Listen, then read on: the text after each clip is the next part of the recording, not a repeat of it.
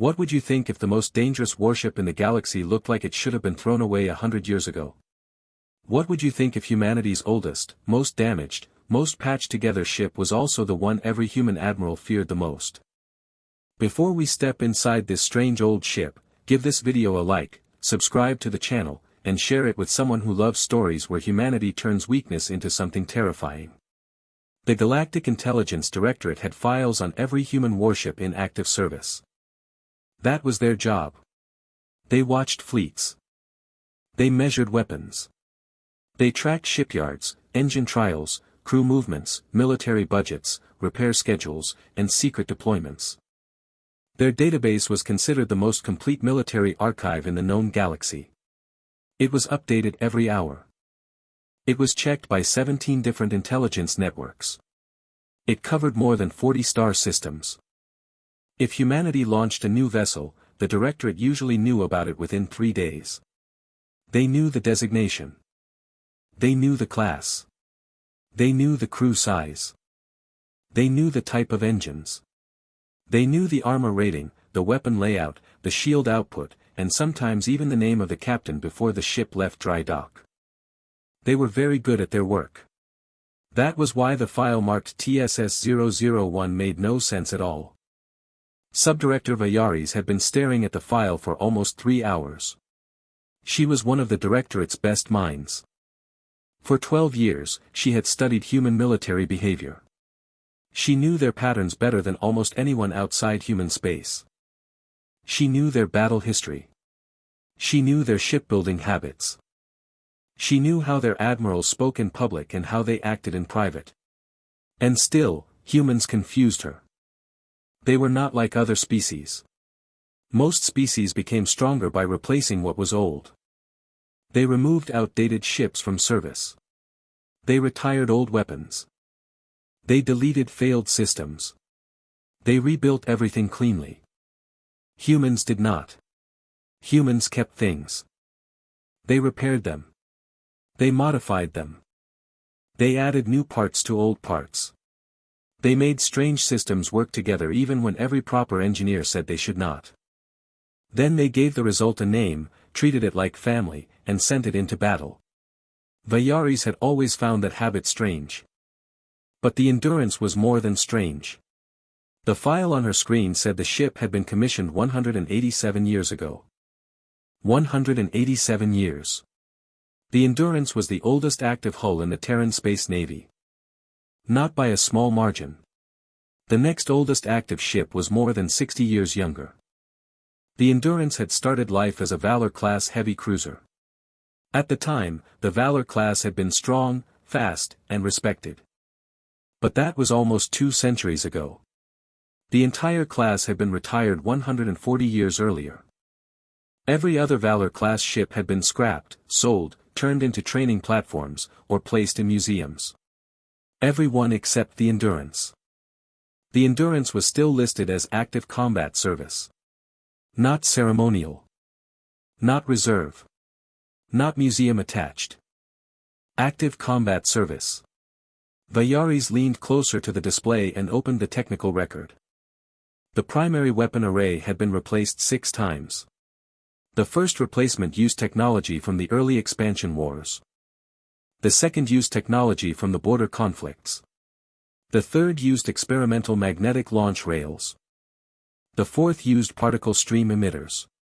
The fifth used a resonance-based system that no other human ship carried anymore.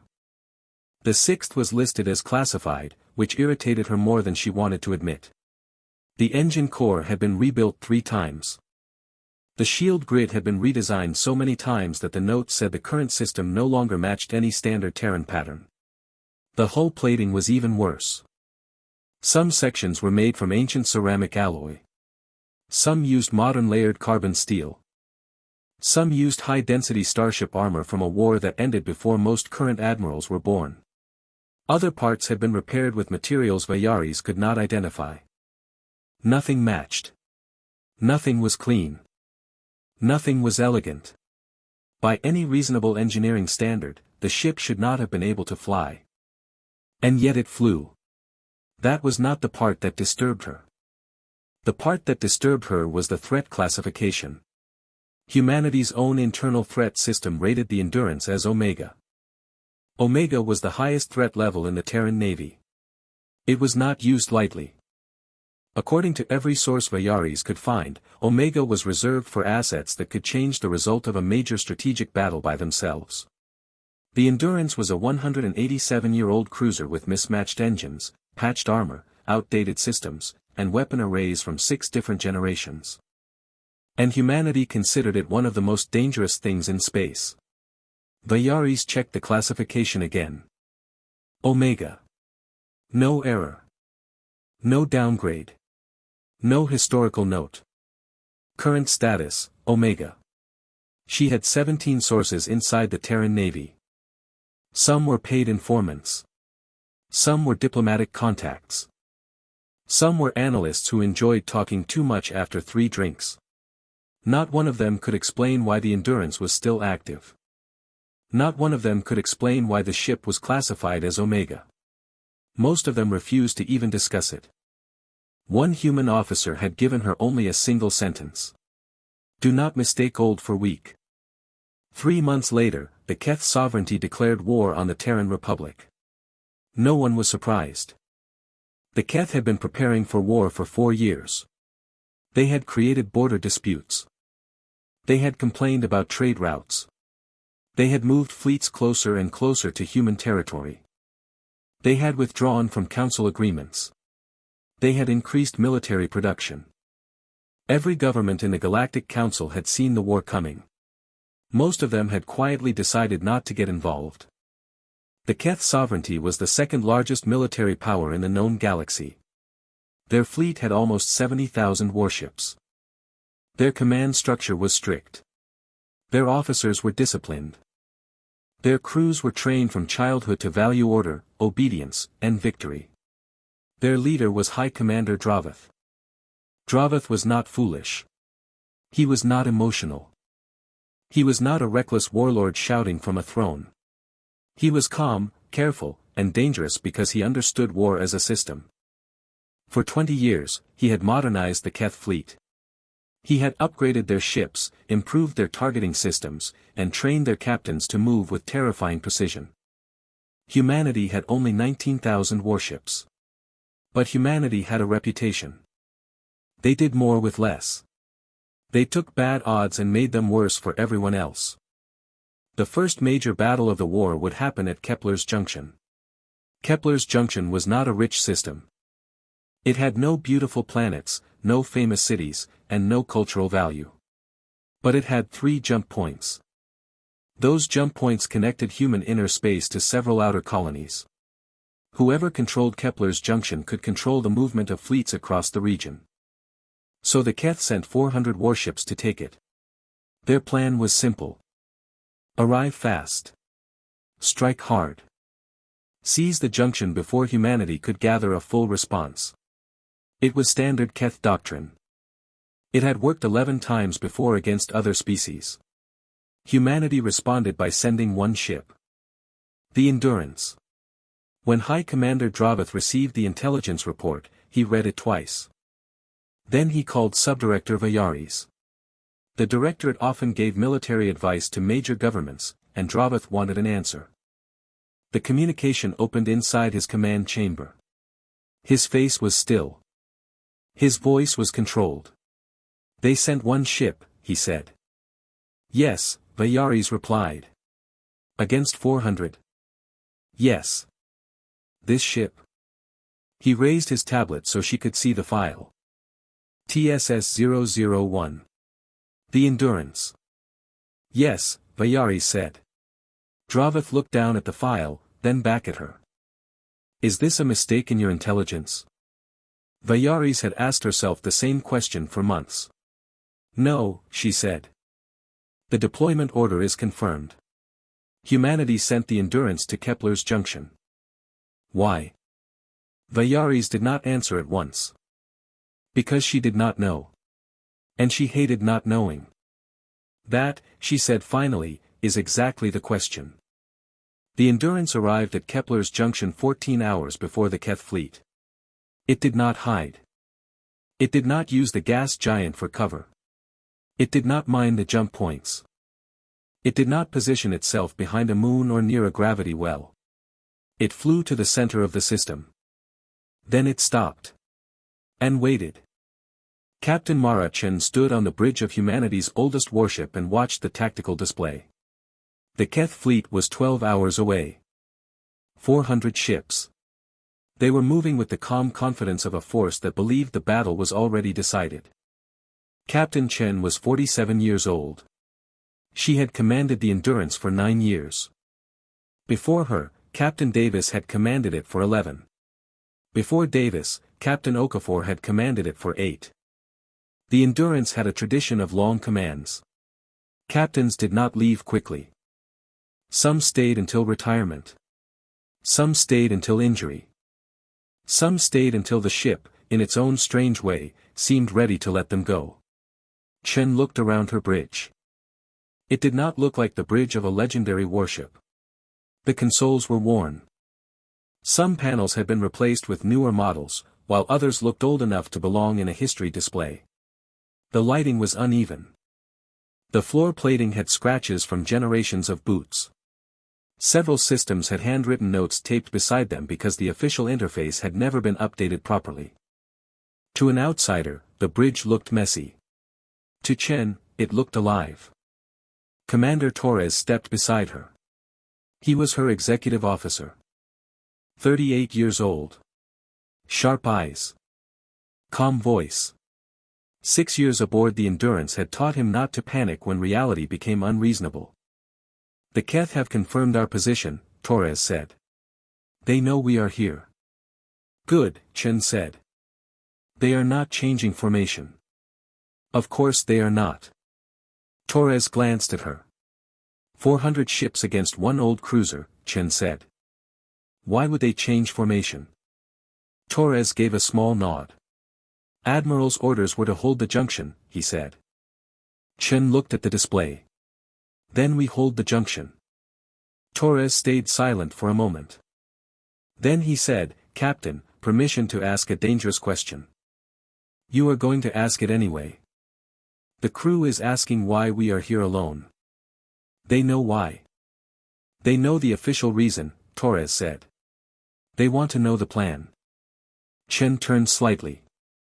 And what have you been telling them? I have been telling them to trust the ship. That is good advice. They would like slightly more than that. Chen almost smiled. The Endurance had always been like that. It asked for trust first. Understanding came later. She looked at the crew on the bridge. Young officers. Old specialists. Engineers who knew parts of the ship no one else in the Navy understood. Weapons crews trained on systems that had never been approved for fleet use. Pilots who had spent years learning how the ship moved when every system was arguing with every other system. They were afraid. Of course they were afraid. Only fools were not afraid before 400 enemy warships arrived. But fear did not mean they would break. Tell them the Endurance has never lost a battle, Chen said. Torres waited. And tell them there is a reason for that. She turned back to the display. And they are about to find out what it is. The Keth fleet dropped out of jump space at exactly 0914 station time. 400 warships appeared at the edge of the system. They were beautiful in a cruel way. Dark hulls. Clean lines. Perfect formation. Weapons mounted with mathematical discipline. Engines burning in silent coordination. Every ship looked new, sharp, and deadly.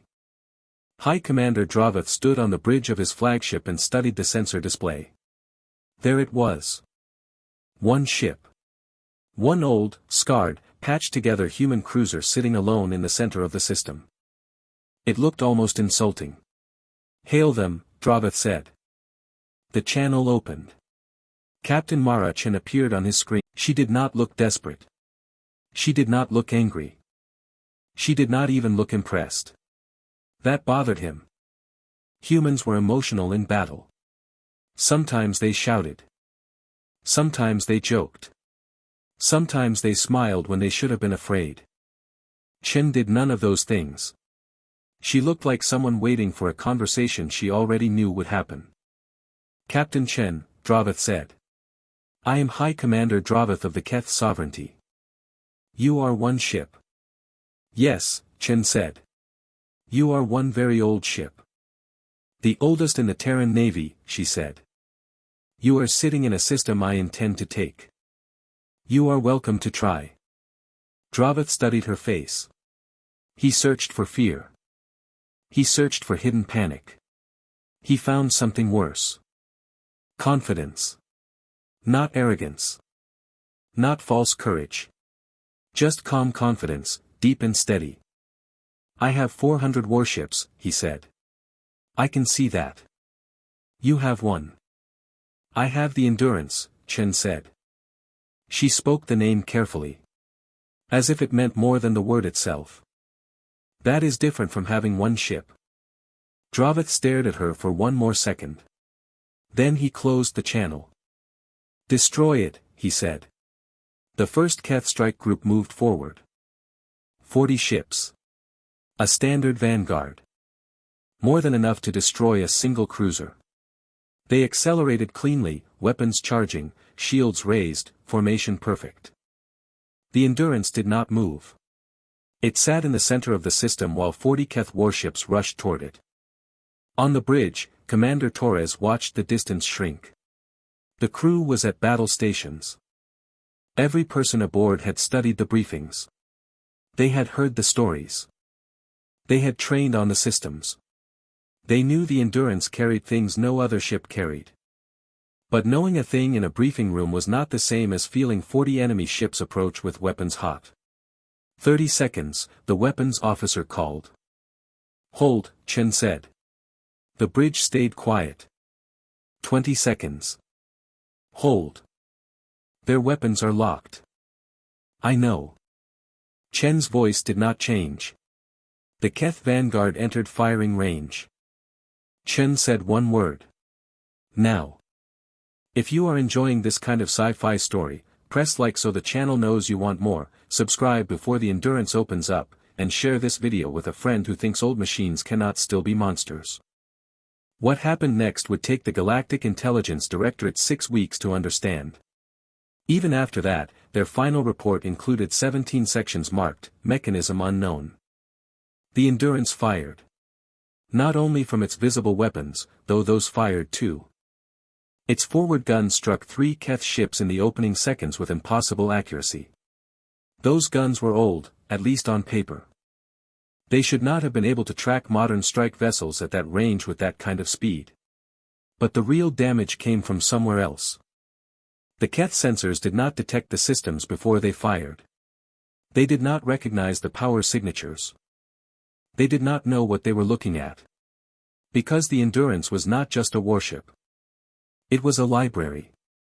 187 years earlier, the Endurance had been a normal Valor-class heavy cruiser. Strong for its time.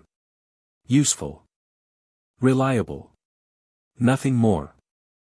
What made it different was not how it was built. What made it different was what humanity did to it afterward.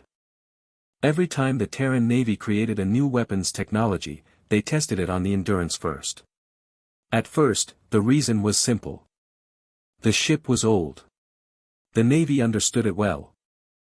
It had already been modified so many times that one more change would not ruin it. If a new weapon failed, they would rather it fail on an old cruiser than on a new capital ship. So the Endurance became a test bed. A laboratory with engines. A place where dangerous ideas went to prove they could survive reality. Some of those ideas worked and were later installed across the fleet. Some did not. Some were too unstable. Some required too much skill. Some demanded timing that normal crews could not manage in battle. Some worked beautifully, but only if the engineers understood them like living things. Those systems were rejected for regular fleet use. But they stayed on the Endurance. Because the Endurance had something no other ship had. Crew memory. Not just records. Not just manuals. Memory. Captains trained under older captains. Engineers learned from engineers who had learned from engineers before them. Weapons officers passed down small details that were never written in official documents. Pilots taught new pilots how the ship felt when the engines shifted half a second before the readings changed. The Endurance had been crewed continuously for nearly 2 centuries. Its knowledge did not reset. It moved from person to person, hand to hand, voice to voice, generation to generation. Other ships had training programs. The Endurance had inheritance. That was why it could operate systems no other crew could handle. The resonance array had been developed 60 years earlier. Fleet Command rejected it because its targeting system required constant manual adjustment under combat pressure. No standard crew could hold the calibration long enough for it to matter. The Endurance weapons crew had been training with it for 60 years. They could hold it. The gravitational shear cannon was even worse. It used controlled gravity distortion to rip through enemy ships without a normal explosion. The weapon was powerful, but it drew so much energy that firing it shut down shields for a moment. Fleet Command called that unacceptable. The Endurance engineers spent 40 years building a workaround. It was not clean. It was not pretty. But it worked. Then there was the phase displacement system. It could shift the ship slightly out of normal space for less than a second. If timed correctly, enemy fire passed through where the ship had been. Fleet Command rejected it because the window was too short. 0.3 of a second. A pilot had to judge it manually. The Endurance had a pilot who had trained for that exact job since she was 19. One by one, humanity had placed its most dangerous ideas inside a ship that looked like a wreck. Not because they planned it from the beginning. Because humans kept adding. They kept learning. They kept refusing to throw away anything that still worked. 40 Keth ships attacked. Only 11 came out. The other 29 were destroyed or disabled. The disabled ships were not randomly damaged. They were cut apart with terrifying precision. Power cores disrupted. Engines removed. Weapon arrays silenced. Shield generators burned out. Command systems blinded. Some hulls were almost untouched. They simply could not fight anymore. It had taken 4 minutes. On Dravatha's bridge, no one spoke. The tactical officer ran the numbers again and again. The analysis failed each time. The weapon signatures did not match anything in the Keth database. Some looked like old human research projects that Keth intelligence believed had been abandoned decades earlier. Dravath stared at the display. They did not abandon them, he said quietly. His second-in-command looked at him. Commander. Dravath opened the file on the Endurance. They put them on that ship. The bridge was silent. He looked at the age of the vessel. 187 years. They have been putting them on that ship for nearly 2 centuries. His second-in-command swallowed. What are your orders? Dravath looked at the single human cruiser in the middle of the system. It had destroyed most of his vanguard in 4 minutes. He no longer had the luxury of treating it like one ship. Send the second wave, he said. Full assault. Everything. The second wave was 360 ships. It was not subtle. It was not careful. It was a declaration. Dravath was sending all remaining forces to crush one old human cruiser because that was now the only rational choice. Captain Chen watched the enemy fleet change formation. 360 warships began spreading around them. The bridge grew very quiet. Options, Chen said. Torres was ready. Full defensive posture. Phase displacement on rotating cycle. We may survive the first full wave. Maybe the second. After that, it depends how fast their gunners learn our timing. Lieutenant Yara spoke from the pilot station without looking up. They will learn it in about 4 exchanges. Yara was 26 years old. She had been born on the Endurance. Her mother had been a sensor officer. Her grandfather had been an engineer. Yara had spent her childhood sleeping a few decks above systems that other Navy schools refused to teach. She had learned the sound of the ship before she learned mathematics. She had been flying it officially since she was 19. The endurance moved under her hands like a language. They are smart, Yara said. If we give them enough data, they will adjust. Then we do not give them enough data, Chen said. Torres looked at her. What have we not used yet? For a moment, no one answered. Then Chen looked toward engineering. Show him. Chief Engineer Dax opened a system schematic. Dax was 61 years old, bald, broad-shouldered, and deeply protective of the ship. He had spent 35 years in the endurance engineering section. He knew every wrong sound, every hidden bypass, every old patch, every cable that could not be moved because it had somehow become important. The schematic appeared on the command display. To Torres, it looked like chaos. Lines crossing lines. Systems layered over systems. Power feeds rerouted through old conduits. Shield relays connected to weapons controls through modifications that should not have passed any sane inspection.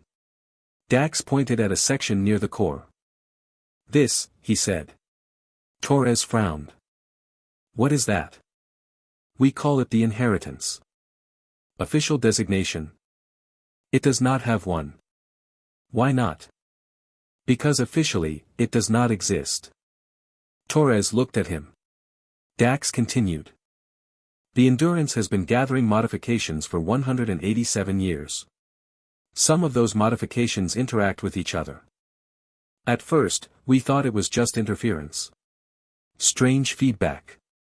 Ghost signals. Timing errors. He touched the display. But engineers have been studying those interactions for 60 years. What we found is that when enough of the ship's systems run together, they create something none of them were designed to create alone. Torres stared. What exactly does that mean? Dax looked uncomfortable for the first time. We do not have a proper technical term. What do you call it? The crew calls it the chorus. The word settled across the bridge. Dax took a breath. When the chorus runs, every major system on the ship synchronizes. Targeting becomes predictive. Not just fast. Predictive. The defensive systems respond before normal sensors confirm the threat. The weapons reach accuracy beyond what their hardware should allow. Torres said nothing. Dax looked at the old bridge around him. We think it is the ship. Torres blinked. You think the ship is alive? No, Dax said. Then he paused. Not alive like us. But 187 years of systems, repairs, upgrades, failures, fixes, and crew habits have created something emergent. We do not fully understand it. But we know what it does. He looked at Captain Chen. When the chorus runs, the Endurance fights like nothing else in the galaxy. Because nothing else in the galaxy has 187 years of accumulated fighting inside it. The bridge was silent. Torres finally asked, have we used it before? 3 times, Chen said quietly. Only when there was no other option. Torres looked at the display. 360 Keth warships were closing in. This is that situation, Chen said. The Keth fleet formed a sphere around the Endurance. Draveth had chosen the formation himself. Every ship would fire at the same time. Every angle would be covered. There would be no simple escape vector. No direction the human cruiser could move that was not already filled with incoming fire. It was a beautiful solution. It should have worked. At Dravatha's command, 360 ships fired. In the tiny gap between the firing order and the arrival of the first impacts, the Endurance ran the chorus. Every system on the old ship came alive at once. Lights flickered across the bridge. The hull began to vibrate, not loudly, but deeply. The sound moved through the deck, through the chairs, through the bones of everyone aboard. Consoles lit with targeting solutions the computers had not finished calculating. Shield controls shifted power before the damage alarms sounded. Yara's hands moved across the pilot console before she consciously knew what she was doing. Later, she would not be able to explain it. She simply knew where the ship needed to be. So she put it there. The Endurance moved. Not like a cruiser. Not like any ship Draveth had ever seen. It did not simply dodge. It seemed to flow through the attack. It found the spaces between beams, missiles, and kinetic fire. It passed through gaps too small for normal prediction. It moved as if it understood the shape of danger before danger arrived. 90% of the Keth salvo hit nothing. The remaining shots struck shields that had already shifted into place. The Endurance survived. Then it fired back. The resonance array screamed across the battlefield. The gravitational shear cannon twisted space around enemy hulls. Ancient guns and modern weapons fired together, linked by something no official Navy document could explain. 30 Keth ships were destroyed or disabled in the first return salvo. Draveth watched the display and felt something cold open inside him. The Endurance was not fighting like a ship. It was fighting like an idea. Every movement defended and attacked at the same time. Every shot served more than one purpose. Every enemy adjustment became useful data. Every Keth formation change was answered before it fully formed. "What is that ship?" Draveth said. No one answered. Because no one knew. On the Endurance bridge, Torres watched Yara fly. For the first time, he truly understood what 187 years meant. It was not just age. It was not just old steel. It was continuity. Every crew had left something behind. A habit. A repair note. A warning. A trick. A scar. A modification. A story. A lesson learned while people were afraid and outnumbered and refusing to die. The Endurance had kept all of it. Other ships were built. The Endurance had become. The Keth had brought their best modern fleet. Humanity had brought its history. At the 50-minute mark, Draveth had lost 140 ships. He still had 220 remaining. He still outnumbered the Endurance by more than 200 to 1. And he was losing. Not because his ships were weak. Not because his crews were cowardly. Not because his tactics were poor. He had changed formation 3 times. He had altered firing patterns. He had spread his ships wider, then pulled them tighter. He had tried to overwhelm the phase displacement timing. He had tried to bait the gravitational shear cannon. He had tried to force the old cruiser into predictable movement. Every time, the Endurance adapted faster. Not long before him. Not far beyond him. Just one step ahead. Always one step. That was worse. A machine 10 steps ahead could be called impossible. A machine 1 step ahead felt like it was learning you. Draveth understood then why humanity had called it Omega. It did not begin the battle as the perfect answer. It became the answer while you fought it. And the longer you fought, the more it understood. "Fall back to the jump point," he said. His officers turned toward him. No one questioned the order. The retreat signal went out at 11:43 station time. 220 Keth warships began pulling back in disciplined formation. Draveth did not run. He did not panic. He managed the defeat with the control of a commander who knew survival was now the only useful victory left. The Endurance did not chase them. It returned to the center of the system. It stopped. And waited. If this story has pulled you in this far, take a second to like the video, subscribe for more deep space HFY stories, and share it with someone who would understand why an old ship can still carry a soul. On the bridge, the sound of battle slowly faded. The chorus was still running, but lower now. The light steadied. The deck vibration softened. The old ship seemed to breathe out. Captain Chen looked at the retreating Keth fleet. "How many did we lose?" Torres looked at the casualty report. 14 crew, he said quietly. Chen closed her eyes for 1 second. Only 1. Then she opened them. Damage? Hull breaches in sections 7 and 12. Resonance array offline. Dax says 2 weeks for full repair. Gravitational shear needs recalibration. Phase displacement held, but barely. The chorus? Still running at 40%. Yara says she can bring it down gradually. Good, Chen said. Let it wind down gently. Torres nodded. Everyone aboard knew what happened when the chorus was shut down too hard. Power spikes. Ghost signals. Engines complaining for days. The Endurance did not like being forced quiet. Torres looked around the bridge. The crew was tired. Some were shaking. Some were crying softly. Some simply stared at their consoles as if trying to understand how they were still alive. He had many questions. He chose the one that mattered. The inheritance, he said.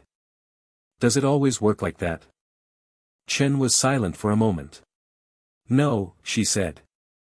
It works differently every time. Torres frowned. That sounds dangerous. It is dangerous.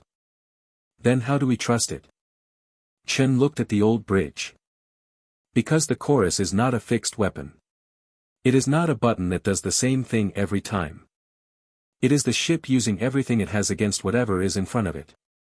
She placed one hand on the worn rail beside her chair. The Endurance has faced many things in 187 years. It remembers more than we do. 6 hours after the battle, Subdirector Vayaris received the report. She read it once. Then she read it again. Then she opened the casualty figures.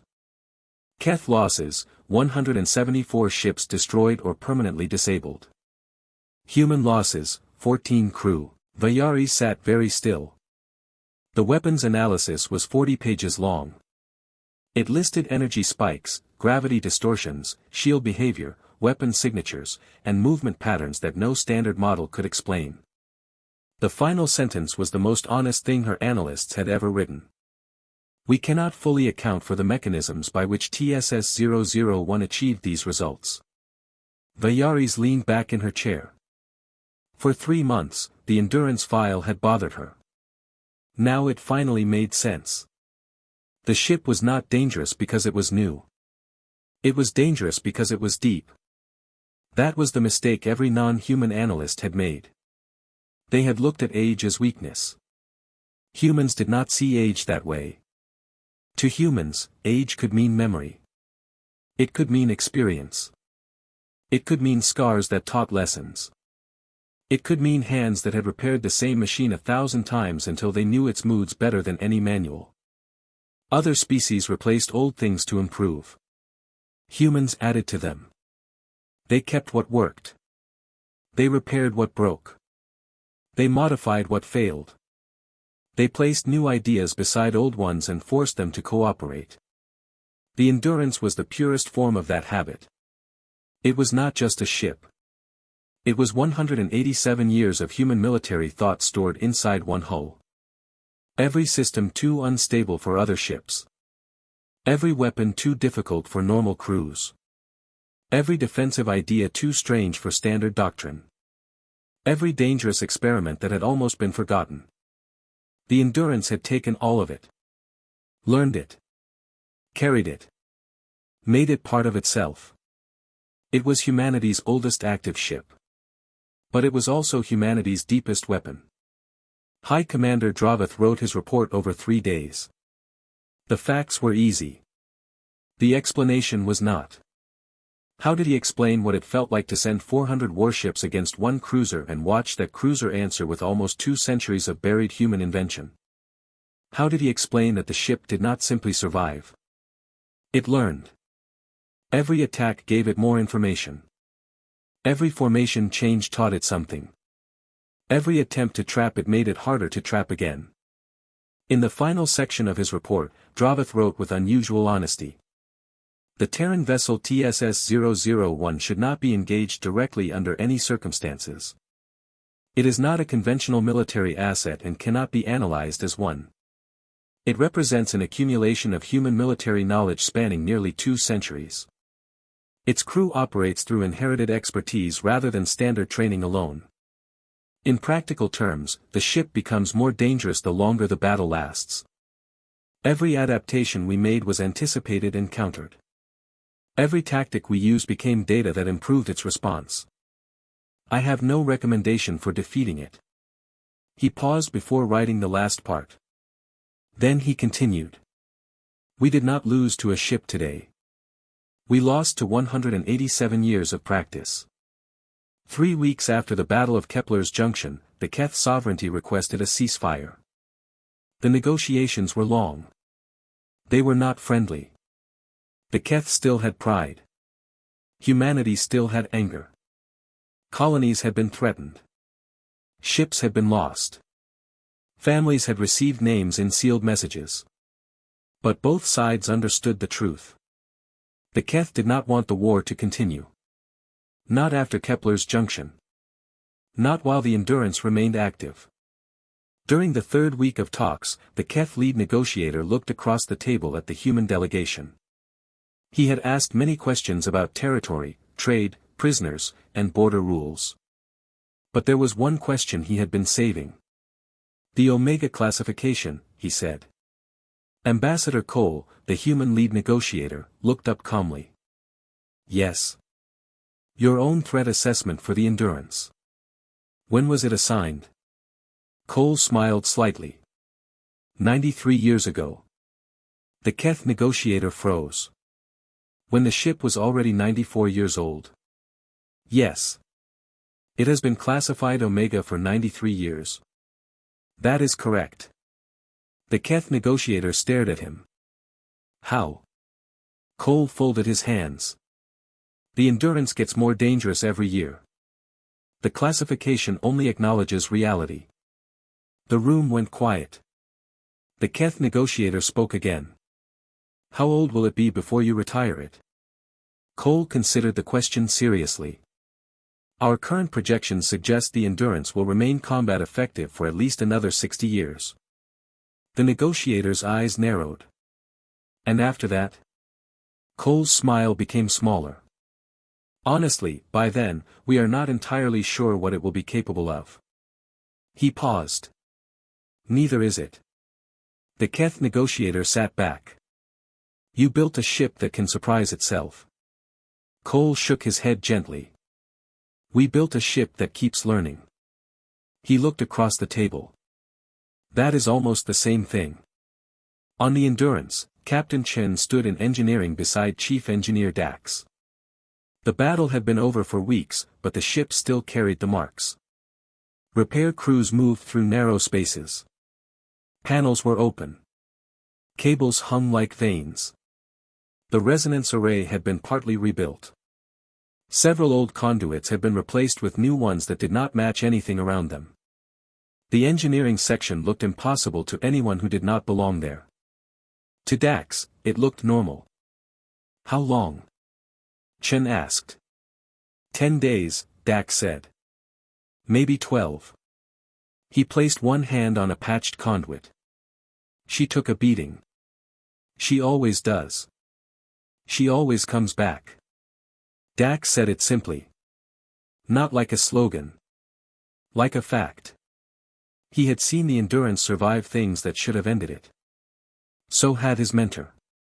And his mentor's mentor before that. The knowledge of how to keep the ship alive was not only stored in files. It lived in hands. In habits. In instinct.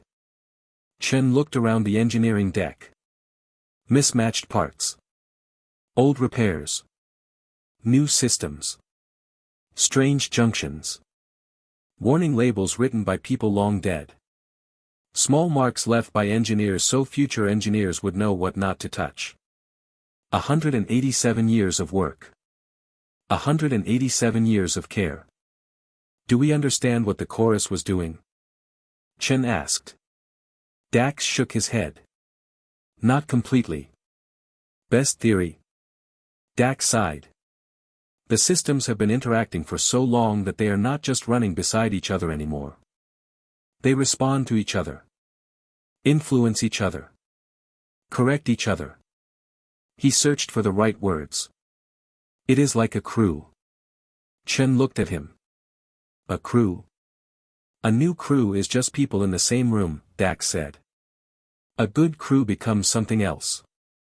They start moving before orders are spoken. They know what the others need. They feel the rhythm. The Endurance has had its systems working together for almost 2 centuries. Maybe machines can develop rhythm too. He shrugged. I know how that sounds. Chen placed her palm against the warm inner hull. It sounds right.